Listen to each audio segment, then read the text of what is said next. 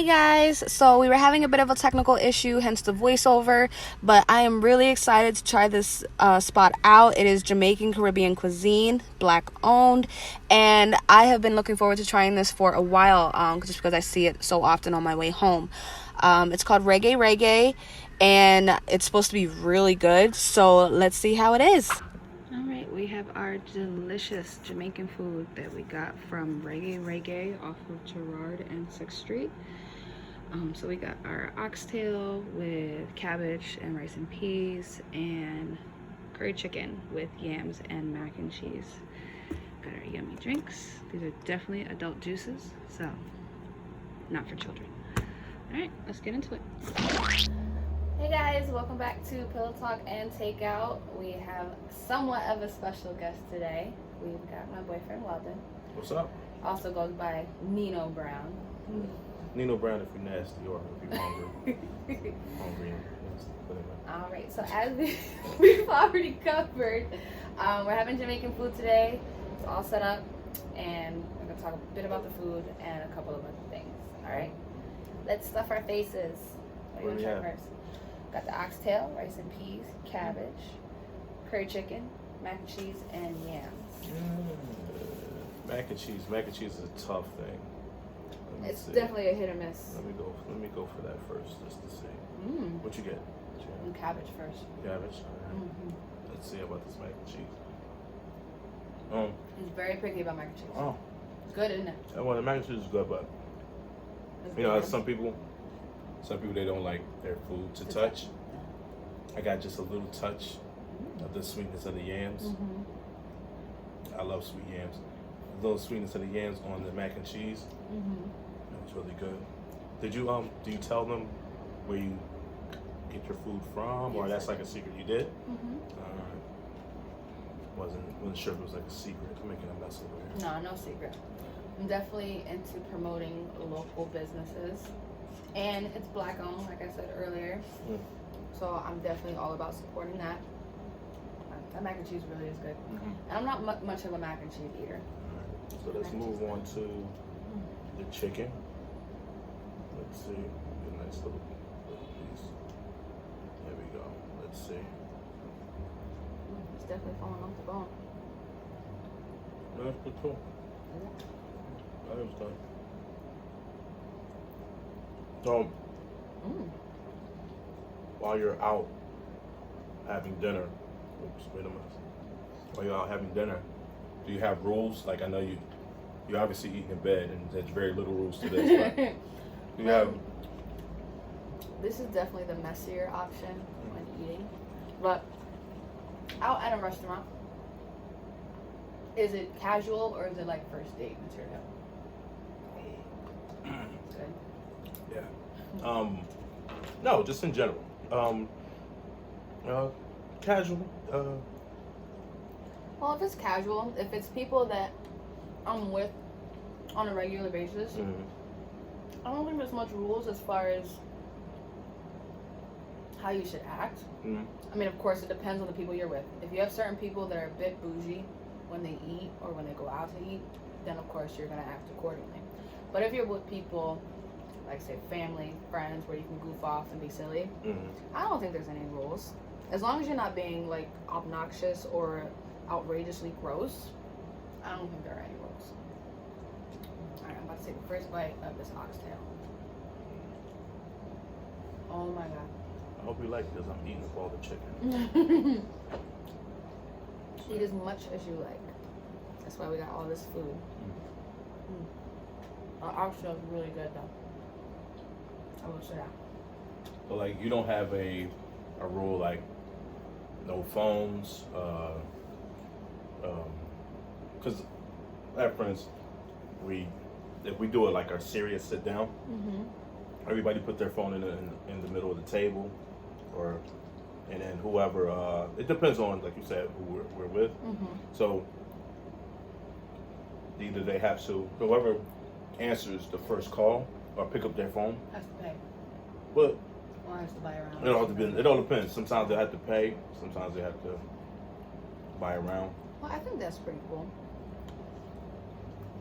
But yeah, it definitely, for me, it depends on who I'm with. So say If it's me and my sisters, most likely we'll only pull our phones out to record, take pictures, stuff like that. But most of the time we won't really be on our phone because, one, we don't see each other too often. We may talk on the phone, but the sit-down dinner, that's really us time. So it's like with that, it's more focused on conversation rather than really being on our phone. So we don't necessarily put them in the middle of the table, but they're definitely either in our pockets, right, face down, or in our purses. So, on the subject, but off the subject, you said phone face down. Is that a telltale sign that somebody's cheating or being slick or whatever? When a guy puts the phone yes and no down? Definitely depends on the situation. Like if you guys are at dinner with other people or out with other people, I can understand putting the phone down, face down, just because you don't want outside people trying to be nosy, see what's going on in your phone. But if he's doing it in private, then yes, I would definitely say it's a problem. And it could, I'm not necessarily say that he is cheating, but it could definitely cause that kind of insinuation.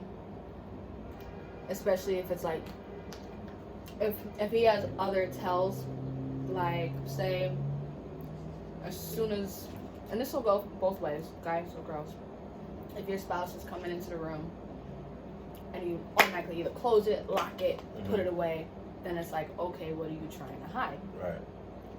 But if it's just he just puts his phone face down out of habit, then I don't really think it's a problem. But on that note of the shutting it down, if you're in a room, let me use a guy. So if a guy's in a room on his phone and his beautiful girlfriend, wife, whatever, that is a significant other walk into the room and he puts his phone down, that's because he's engaging with her. Like now, if he stays on it and ignores her presence in the room, well, he doesn't necessarily have to put his phone away to acknowledge her. I mean, if she's just walking into a room, you could finish what you're doing on the phone. I mean, you could say something that's supposed to, hey, beautiful. Yeah. Oh, come sit down with me. Little things like that. You don't necessarily have to completely just shut everything down, whatever you're doing, just to engage. You should. I think, of course, it would be nice, but in this day and age, no one knows how to stay out of their phone. But I think it's more of like, not necessarily to say that she would be snooping, but she comes in, she's obviously gonna look at you first or whatever's moving. And if it's like say you were in the middle of a text message and then you just automatically close it or turn it off or shut it down, then it's like, it really is, are you trying to hide something from me? Are you trying to hide a conversation? Are you talking to somebody you're not supposed to, and you don't want me to see? Or is it really you want to give me your full attention? But I think that also goes into the other person's history though. Well, yeah. Because if they're used to somebody being shady and hiding stuff and cheating and stuff like that, then that's definitely going to be the first assumption. That's right. That was super strong. It's strong. Better. I'll drink some of this down so we can mix it with it. Did you try that one? You literally taste the difference. Kind of tastes like a Jello shot, to be honest. Yeah, because it's a little sweeter. That one is just strong.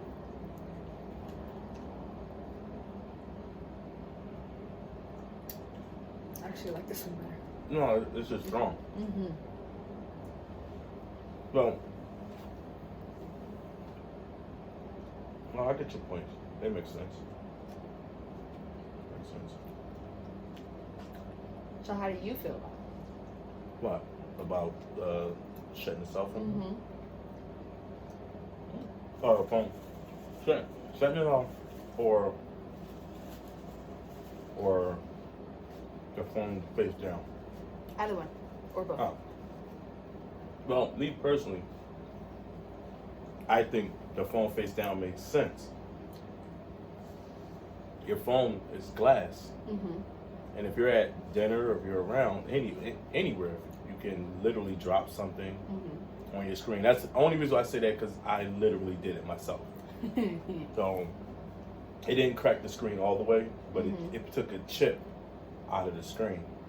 I was eating and whatever.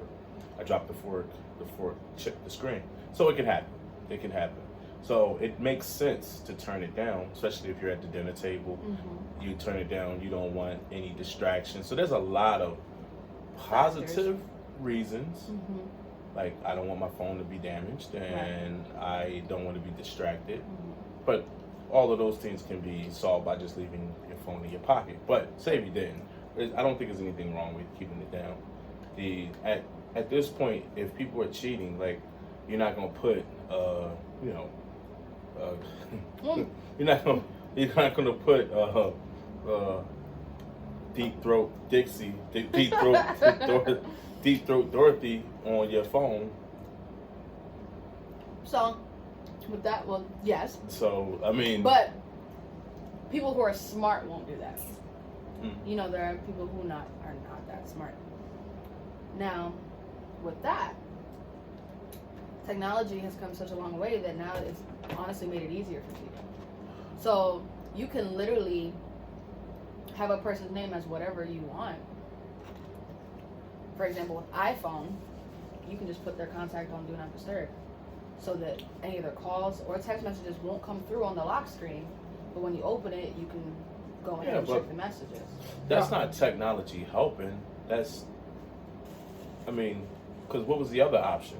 The other option is getting one of those apps like WhatsApp. No. I don't mean like that. Oh. I mean, well, compared to technology, I mean, somebody would just literally ring your phone. There would be no number. It'll just ring, and you just answer the phone. So technology didn't make it easier to cheat. It actually added complications. It didn't make it easier, I don't think. Well, because at one point you just had a phone, you put it to your ear, hello, and sure, you never knew who it was. and this is whatever, and at that point you can do whatever. Well, and then technology even made it even harder, so to speak, to I'm not necessarily cheat, but just to be sneaky in general. Like, you could be out for dinner and somebody's shooting a podcast or somebody shooting a YouTube, and you just so happen to be back there. True. Yeah. So definitely pros and cons to the technology part of it. But you know, I guess it has helped in some manners, but it's definitely hurt. True. Especially, I will say, for those that don't cheat, it has made it harder. Only because if they're with somebody who has dealt with somebody that cheated in the past, even the slightest name pop up, like a female name that pops up on the phone, it's like, oh, well, who is that? Why is she calling you?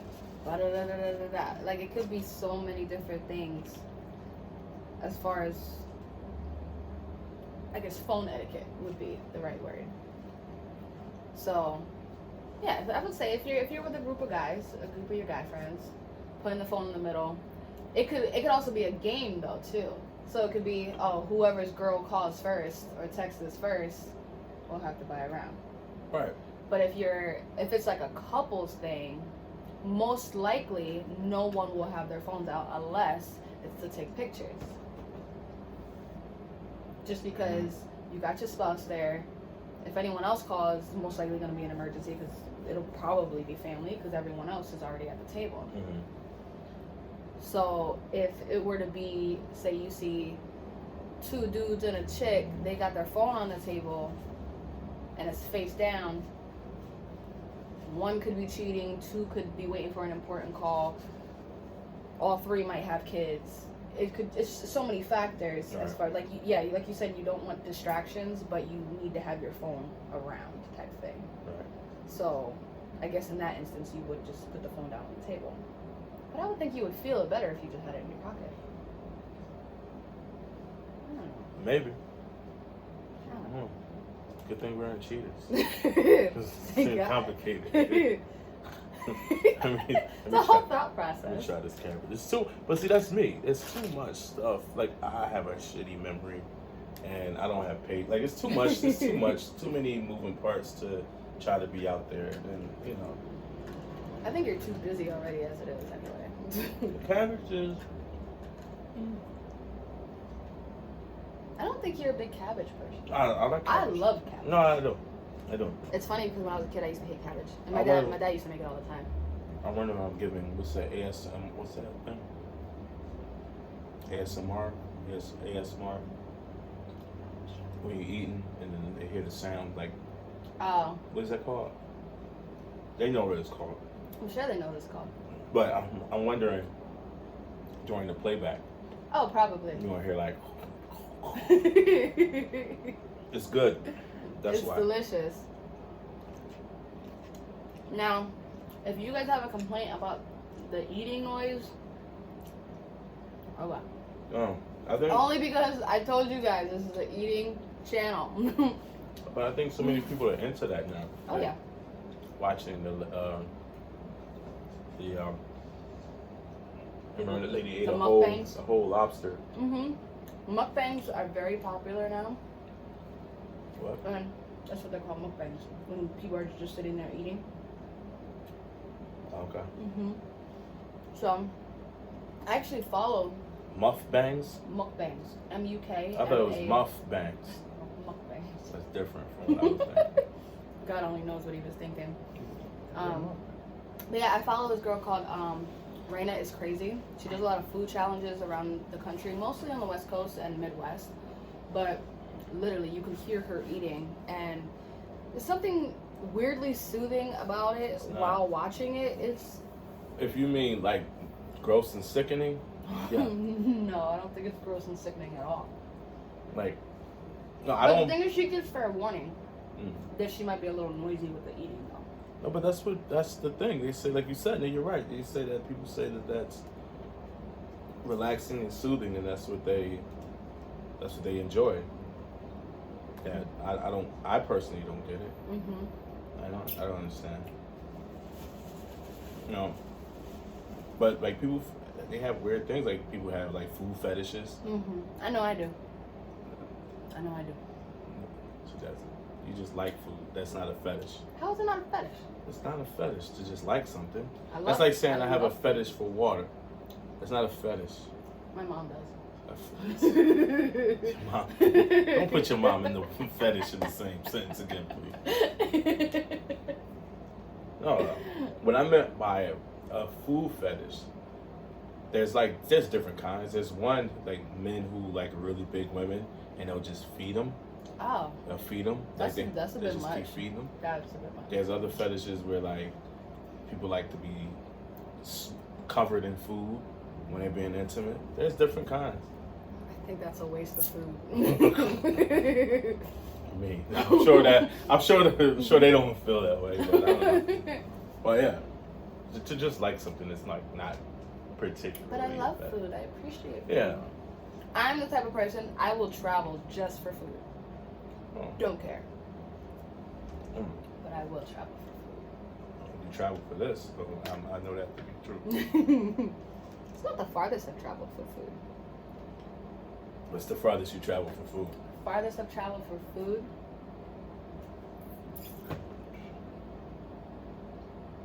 Three hours. And what was that for? It was for Jamaican food, actually. How Wow. ironic. You were this one you were living In out of Florida. state. Yeah. Because there's a spot in Tampa that apparently had the best oxtail, Mm-hmm. but if you ordered it a specific way, you get it for half the price. So it's like, you know how you would normally, you ask, if you want oxtail and rice, Mm-hmm. you would ask for the oxtail platter. Mm-hmm. If you go and ask for rice and peas with the oxtail gravy, it's the same thing, but you get it for half the price. Mm. Because you're paying for the rice and peas. That's it, and some gravy. But with the gravy, you're still getting the oxtail in it. Oh. So now I I don't get know you. if don't take my word for it. I don't know if every Jamaican spot does it. That's But a cheat code. eh, But I'm sure they all don't do it. yeah, I'm pretty sure not. I want to say the best and the worst Caribbean food I've ever had was actually and I love Toronto, But in Toronto, I'm gonna tell you why it was the best and the worst. It was the worst because it, like, I feel like I ordered just what you just said. I ordered oxtail, but I feel like it was just literally just the gravy. Just the gravy. No meat. But it was so good. It was so good. But it was like, dude, it's like there's no meat in it. It was like it was no meat. What was it? The bottom of the pot? It could have been. It was during Caravana, so it might have been. Probably sold but out. I couldn't tell one way or the other. Mm-hmm. But it was so good. The guys with the gravy later were itself was probably good. giving the half naked chicks all the meat. Pause.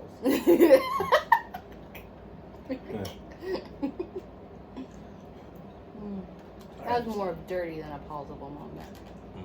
Well, okay. Oh, I forgot all that talking about the yams. I almost forgot about it. Man loves yams. This here. I'm gonna take the whole thing. No. I've got So now, as far as the phone thing, on a first date, do you keep your phone out or do you put it away? On a first date? Mm-hmm. Well, I know it depends on the date. If it's an depends on the active date, if it's a sit down kind of date. It depends on the date. I would definitely prefer that they, not be on the phone. Mm-hmm. I try not to be on mine, but as a female on a first date, I understand if she's on her phone because she may be making sure that. Well, like I said, then it depends on. Like I said, does she have kids? is it like a real first date? Like you don't know this person, or is it like a first date from someone you've been talking to for a while or something like that? Because this is legit y'all first date, you really don't know each other. And she checks her phone periodically. I'm not mad at that because it might be because that shows that somebody may care about her, just checking, making sure she's good. Right. If she checks her phone once or twice or 3 times, and the conversation is still really heavy, like it's a good, not heavy, but it's still a strong conversation, I'm not worried about it. When you're checking your phone and we're barely talking or even enjoying the atmosphere, the ambiance, definitely a sign of a bad date. Yeah. I don't mind. I don't mind if you're on your phone, like if you stopping to take pictures of everything and all that. Just I don't mind that. But it's funny you say that because I was actually one time a worst date ever. I was actually still nice. I tried to stay out of my phone, but we also went to the movie theater, so it's like you can't really have your phone out. Right. I was gonna say that. But it's like as soon as we left the movie theater, I was in my phone. I was like, oh my god. It was literally the worst date ever. And then he wouldn't leave me alone afterwards for a few days. I had to block his number. Oh. But yeah, I haven't bad dates. But see, even with me, I've had bad dates, and even those bad dates have actually still grown to like I don't think a bad date. It depends on the severity of the bad date. Like, but I'm willing to give a person a second chance or whatever. So, but sometimes, first dates are hard. They're not, it's not easy. Like, it's easier now. I want to say, because it's like, excuse me, you meet someone and you meet people on like chat lines or like different. So you've already built the conversation. Right. So I get that. So I think it's a little bit easier from the, me growing up in my day and age. Yeah. Like. Whereas like you walk down the street, if you see somebody interested in, then you ask them out. Right. But there's no cell phones. No, there's the landline. You gotta ask, say, yo, somebody got a pencil? You gotta write the number down. It's nothing worse than meeting somebody, a beautiful person that might have a quick, witty conversation with. You get the number, and then you get home, and you're like, I lost the number. And what do? Now she's gonna wait that 24 hours to see if you're gonna call, and then you don't call, and then you gotta hope for the best. Because at this point, because now like you just put it in the phone. Number that I'm gonna call you, and then you call that number, and then that number's locked in, and then she may wait like if she was really feeling you, she may call back like, yo, what happened? You know, Right. you didn't call me. I mean, you know. Right. But. So, would you prefer dating in this day and age, or? No, I would not want to. No. Dating now is these. I mean, when you say dating now, you mean dating now at my age, or dating now like back to like 20, like, you know, 18, you know. Definitely not at your age now. Okay. When you were younger. So would you prefer to date in your 20s now or back then? No. Now, the only thing about now, keep it all the way 100. If I were a different person. What I mean is, if I was somebody who was very sexually active, or if I was somebody who was like a hit it and quit it, like this generation, this is the perfect day and age for that. This is the hit it and quit it generation. Yeah. Like, so if I was that kind of guy, I'd be like, nah, but like, no, it's like, no, because you got the hot girls that's just trying to drain people for money. You got, it's a lot. It's like a lot of dudes who are dudes that's just trying to smash and grab. So men have even worse reputation than before. So yeah, I mean, the only thing good about it, I do think it's cool that you can, like, if you're lonely, you go on your phone, download an app, and you can find somebody, in an hour to hang out with. And I mean, if you look into smash and grab, that's one thing. Or you look into just grab coffee, you can do that too. They got their Christian mingle. If you on that, that's your thing. See, for me, I'm still in my 20s. Now, I don't know if maybe things are slightly different because of now I'm in my later 20s rather than my younger 20s. I will definitely say early on in my early 20s, it was definitely more of a hit it and quit it kind of vibe. Not that many people looking for serious relationships, but of course, when you're in your early 20s, no one really expects you to lock down into a serious relationship and all of that. Of course, there are a lot of people who are relationship people. Not everyone is like that. Now, if you are a relationship person looking for a relationship, but now you're getting nothing but the hit it and quit it people, it's absolutely difficult. And it's like, it seems like now, just for my age group, a lot more people are settling down. Oh, really? Yeah. So I don't know if maybe it was just that phase between 2010 and 2020. They're getting old. No, those young people, that's what happens. The young people get old. So the same, but the thing is, 18-year-old. There's still those people that get into their 20s and they're still get into their 30s and they're still about the hit it and quit it. Well, yeah, no. No, it's always going to be freaks. Right. No, so I'm not saying that. But I'm saying now, I feel that in this day and age, those who are in the 20-year-old, like the 18 to 20-year-old age range, there's a lot of people who they have so much access to sex, so much access to, so it's a lot easier to get it. Like you go to a different city and all you got to do is and it's there. So I mean, it's just, to me, it's just easier. It's definitely easier. It's easier, and women, and I don't have a problem with it. It's just, to me, it's just what it is. Women are coming into a lot of women are coming into their own, and they're like a hell of a lot more secure with their sexuality. Yep. They're okay with, listen, women need love too. So it's like, listen, I want to have a one night stand, right? And I'm going to do it. I want somebody in my bed. So you'll hear that now more than 20 or 30 years ago. So It's like, so it's just a change. It's a change in time. It's a change in time. Whether it's people's beliefs and also technology. So you're talking about if you have an age where women are more okay with being not sexual, but more open to a one night stand, or open to a sexual relationship early. Right. Like, instead of waiting, like, okay. Because before, somebody, you would hope gotta that, wait them. No, back in the day. Now we're talking back in the day. Mm-hmm. But you would take a young lady on a date, and you hope. You know, how many times the guys practice this move right here? Oh, they just a cup of feel. Put your arm over there, you know, or you're hoping to get a kiss at the door when you're dropping them off. Right.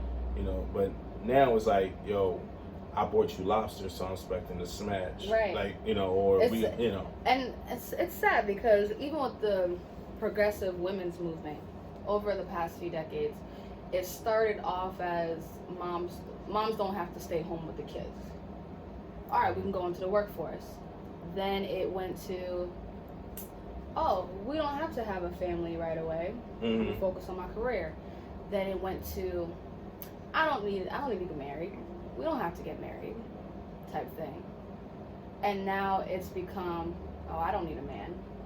If I do have a man around, it's just for sex and money. That's all I need. So it's like, it's literally, it's interesting to see how the roles have definitely reversed, because it's like now you're seeing more men stay at home with the family. You're seeing more men wanting to have that wifey material, to have that girl to come home to and to build with. Whereas now it's women empowerment.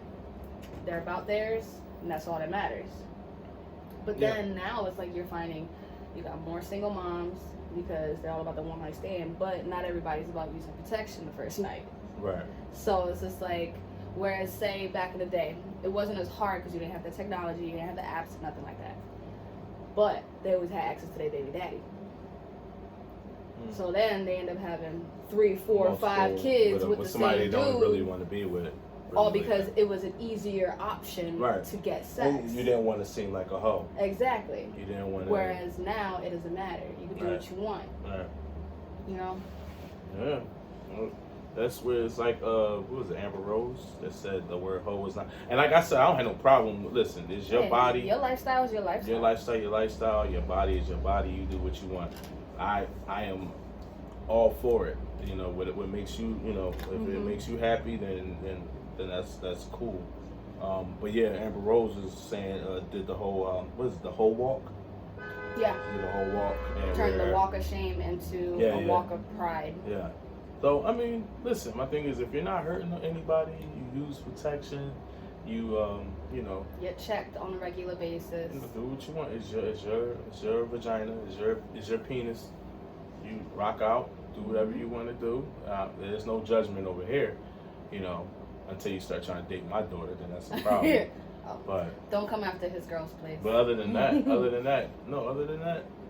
But like you said, like we're saying, it's just crazy to see. Like for me anyway, because I've seen it one way, and then you know, it's crazy just to see such a change.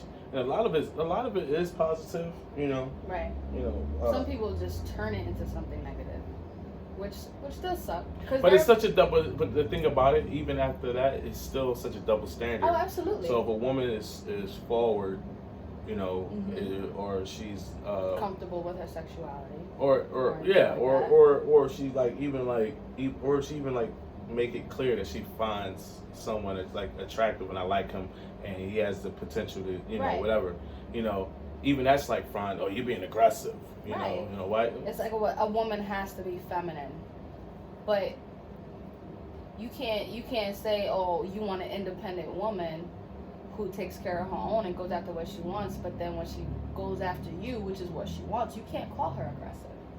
Because if that's the type of woman that you want, then you have to be able to accept that aspect. But I think with that thought process, a man might also be thinking of a certain type of woman being aggressive. So it's just like, I hate to tie it to race, but say if a Hispanic woman went up to any man and she said, yo, I'd like to go out with you, can I have your number, this and the third, most of them will be flattered. Unfortunately, with the stigma, if a black woman were to do that, she'd be coming off as aggressive or doing too much. Because unfortunately, it's sad to say, and it goes for some other minorities as well, is that when a woman puts her foot down or decides on what she wants to do and she goes for it full force, she doesn't take any crap from anybody, she's being seen as, oh, she's too aggressive, she's angry, she's this, that, and the third. But I don't think that's the case. And I hope and wish that they can get rid of that stigma. Just because any woman, black, white, Hispanic, Asian, whatever, a woman can go after what she wants without being labeled aggressive. And I think that needs to be respected. But it's just a matter of what type of man are you dealing with that's saying that? Is he a weak man? Because a weak man will always go ahead and point the finger and call you a name. Yeah. But if it's a stronger man who maybe doesn't feel as adequate or up to par, then he might throw that out there. But I guess it just depends on what he's feeling. I think a real man can handle it no matter what. Well, any woman that's coming on to me and giving me a compliment, especially if I'm single, like I'm not responding with any negativity. Right. So I mean, a compliment is a compliment. Right. I'll take a compliment from a gay man. Like, that's just me. No, you don't want a compliment from a gay man? No, I don't. They don't want me. They just. Oh, they don't.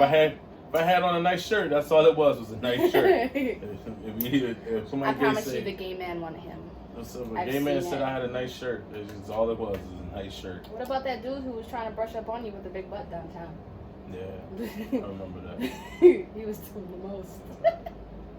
I don't know where this thing went. I don't think he was gay. Oh no, he was definitely gay. Gay was probably an understatement. Okay, so this guy downtown. When I say bubble butt, I'm not exaggerating. Like, he legit looks like he got breast implants in his butt. That's how gay he was. And he was switching like crazy. He wanted his attention. He's hot. That man was not paying me no attention. Yes, he was. He just wanted to get past. He was aggressive. He could have came around my way. There was plenty of room on my side. He didn't see. Yeah, okay, he wasn't looking. He had you in his sights. Well, alright guys, that concludes our video for this week. I hope you guys enjoyed it. Got more to talk about. You got more to talk about? Okay, you can join me next week then. I hope you guys enjoyed it. Feel free to comment below. Follow me on Instagram, Facebook, Snapchat, whatever. Appreciate the love. Bye. Thank you guys so much for watching. Please subscribe and follow me on social media.